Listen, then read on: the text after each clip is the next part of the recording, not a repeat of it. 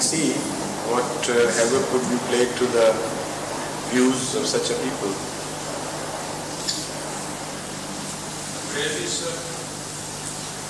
Brahmanis are extremists in another direction. The Brahmanis believe in the Holy Quran and the tradition and everything, yet they believe in their saints much more than anything else. And many Brahmanis don't even read the Holy Quran. They don't have to. Because, the ordinary people, whatever their saint and their mullah, the peer, says, it's quite enough for them. And they have, in fact, short-circuited in the sense that because the peer has direct relationship with Allah, he can't go wrong. So he has every right to do things and say things and every right to be obeyed, apparently, even if apparently he has contradicted the clear injunctions of the Holy Quran. So the true voice of the Brahmi religion is depicted in a couplet, though not of a Brahmi origin, but it can be applicable to the Brahmis well. Bamay sajjade rami kun garat pire mugham goyar ke salik bekhabar nabwat zira ho rasma manzila.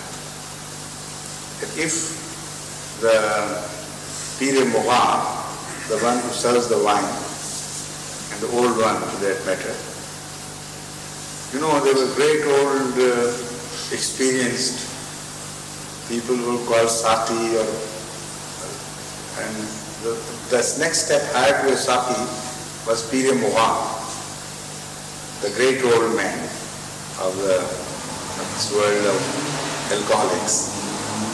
So if he says, the Pir Mugham, that your prayer cloth should be dipped in wine, accept that advice, because the leader knows the pitfalls and the rights and wrongs of the path better than anyone else. So he is the leader who knows the path, and he knows where to step and where to avoid. So this is why whatever he says you must accept, shutting your eyes to the subject matter. It's a beautiful couplet, although I have rather mutilated it in translation, but in origin it's a beautiful couplet. But this is in essence the meaning of this couplet. So these Brahmanis go to the extent of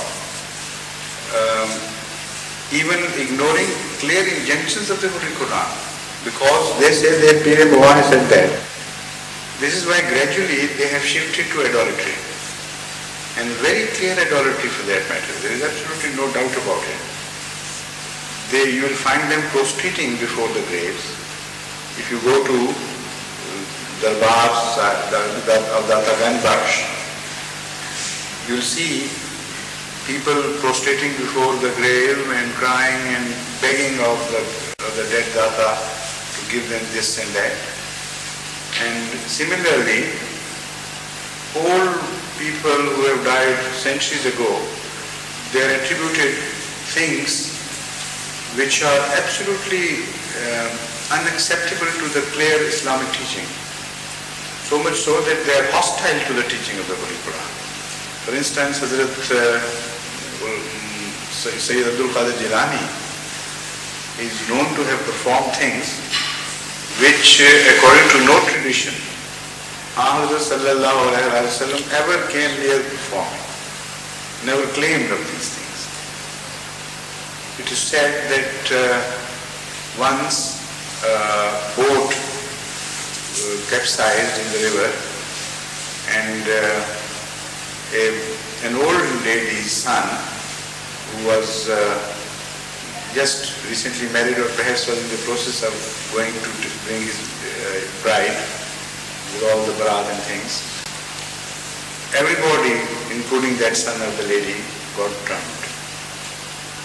Now that lady was crying so piteously that Hazrat Pir Sahib, Sayyid Abdul Qadir Jilani, when he heard her, he was deeply moved.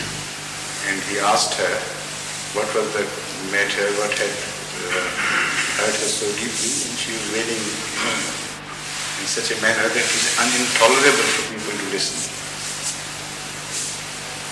The lady told him the story, and she said that the boy drowned and he was my only son. So he said, okay, it doesn't matter. I'll go and fetch her spirit back. So he immediately flew in the direction of heaven, and while Hazrat Israel was taking all the souls of the dead ones of that day, all his bed was enwrapped in one like a postman's, what do you call that? No, it's not that bag, I think. Bag is a word. So something like that, it is said in the story, was in his hand, and he was traveling fast towards heaven to present the souls to the Creator. So he caught him halfway and said, return that soul immediately. So he said, no, it was the order of my Lord, I have done it. How can I accept your order against the order of Allah? So he said, well, will you do it of volition, or shall I have to beat you up? So he was in such a nasty mood that Israel got afraid and he gave up that soul ultimately. He put his hand in the pouch and dropped the soul up. So he returned with the soul. He was very upset, Israel, according to the story. And this story is accepted all over the subcontinent by the Brahmins. We are laughing at it, but they were very serious. So when he went to Allah, he reported that, look, this such and such person, you love him so much and this is his conduct. I told him in clear terms that it was Allah's orders and he is doing it against Allah's orders, whatever he wanted me to do. And he forced me and he insulted me and he said he was going to beat me up. So I had no recourse but to ultimately give up. So Allah said, keep quiet, keep quiet. If you had not done and he had taken the whole bag away from you and released all these souls, what could we do? No alternative. So, good riddance, This is the story about Hazrat Pir Abdul Qadir Jilani, one of the myriad saints. They have grown out of their fiction. So this is Barelvism.